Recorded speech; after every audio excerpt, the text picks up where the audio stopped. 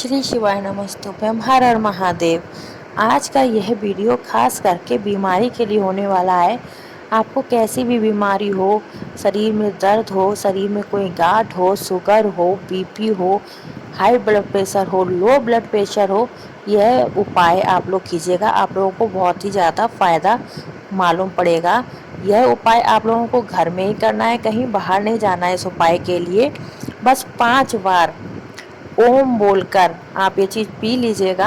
आपका उपाय कंप्लीट हो जाएगा और आपको 2-3 महीने में अपने बॉडी में फ़ायदा मिलना पता चलना लगेगा। ठीक है ना। तो आपको इस उपाय के लिए क्या करना है, आप लोग अपने घर में अपने किचन में जहाँ पर भी पानी रखे वहाँ पर आप लोग जाइएगा। और यह उपाय प्रदोष काल के लिए है ना। ठीक है। तो आप लोग वहाँ पर जाइएगा और जिस भी बर्तन में आपका पानी रखा है, बाल्टी में रखा है, मटके में रखा है या फिर आरओ लगा हुआ है, कुछ भी है, उसमें से थोड़ा सा पानी एक बर्तन में निकाल लीजिएगा। कोई सा भी बर्तन हो सकता है, कोई ज़रूर नहीं तांबे का लोटा ही हो ना। आप लोग पानी निकाल लीजिएगा और क्या करना है, उस जल को आप लोगों को तुमरुका जी का नाम स्मरण करते हुए 5 बार लेना है। तुमरुका जी का नाम स्मरण करते हुए लेना है और ओम बोलते हुए कुंदकेश्वर महादेव जी के नाम से पी लेना है।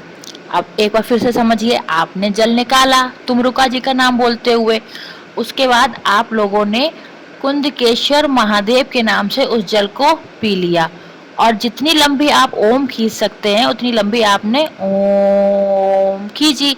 उसके बाद फिर से आपने वही काम किया, तुमरुका जी के नाम से जल लिया, कुंदकेश्वर नाम के से पी लिया और फिर आपने खींची ओम। ठीक है ना। ऐसे ही आप लोगों को 5 बार करना है, 5 बार जल पीना है। जो भी व्यक्ति इस उपाय को हफ्ते में 1 या 2 बार कर लेता है उसको बहुत ही ज़्यादा फायदा होता है, उसकी बीमारियों में सुधार आ जाता है। ठीक है। तो आप सभी को यह उपाय प्रदोष के दिन, प्रदोष काल में जरूर कर लेना है। चलिए अब आप बात करते हैं हम लोग दूसरे उपाय की। दूसरा उपाय मनोकामना पूर्ति के लिए है। कोई इच्छा जो आपकी बहुत दिनों से पूरी नहीं हो रही, वह इस उपाय से आपकी पूरी हो जाने वाली है। इस उपाय के लिए हम लोगों को क्या करना है, सबसे पहले तो लेनी है 7 बेलपत्र। 7 बेलपत्र लेकर हम लोगों को पहुंच जाना है भोले बाबा के मंदिर में। और सबको पता है कि भोले बाबा का पूरा परिवार भोले बाबा की शिवलिंग पर ही स्थापित है। तो हम लोगों को जो 7 बेलपत्र हम लोग अपने साथ लेकर आए, सबसे पहले तो हम लोग बैठ जाएंगे उत्तर दिशा की तरफ मुख कर कर, क्योंकि वही सबसे अच्छी दिशा होती है भोले बाबा की पूजा करने के लिए।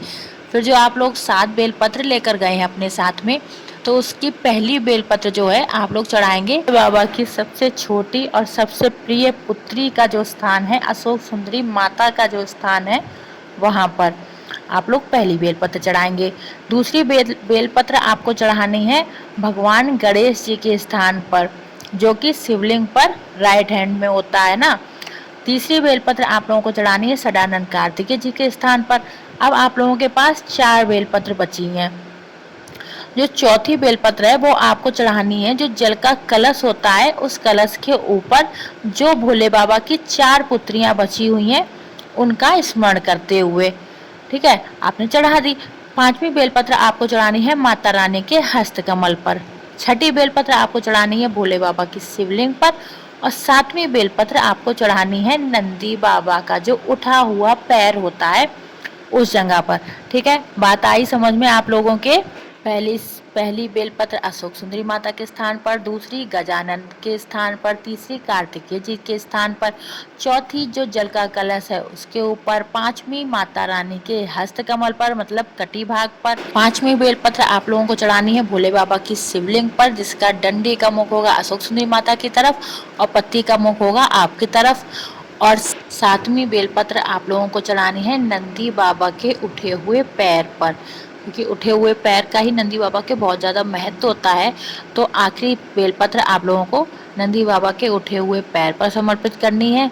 यह उपाय प्रदोष के दिन, प्रदोष काल में करने से बहुत ही ज़्यादा फलदायक हो जाता है और आपकी सारी मनोकामनाएं पूरी करने वाला होता है।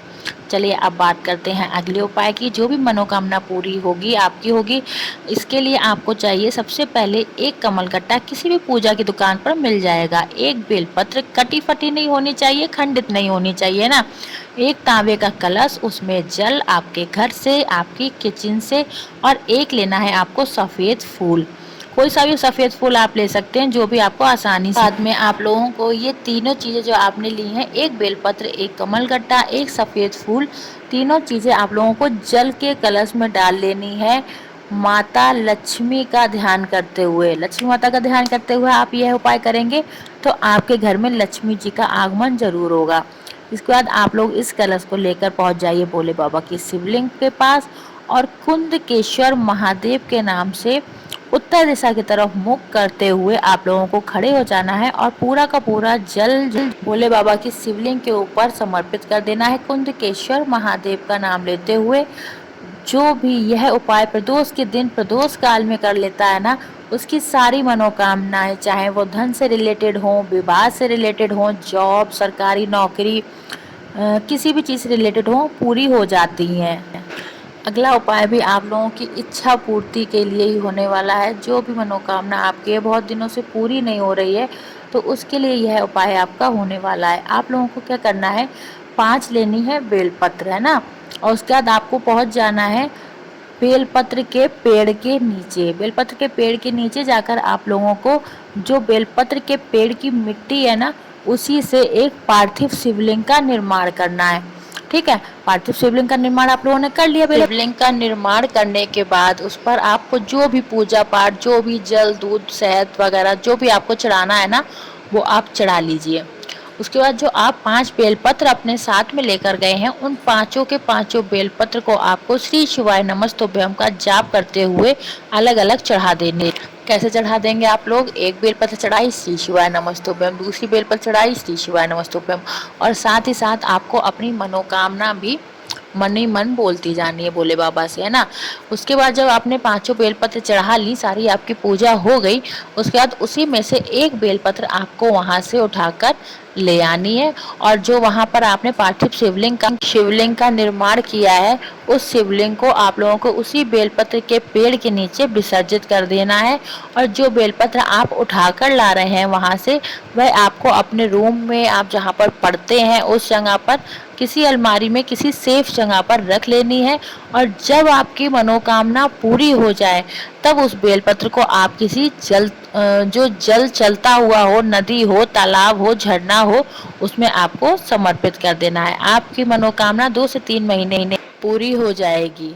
आपको अगर ये वीडियो पसंद आया हो तो लाइक कीजिएगा, कमेंट कीजिएगा, शेयर कीजिएगा, जिससे कि और लोगों के पास भी यह उपाय आसानी से पहुंच सके। हर हर महादेव।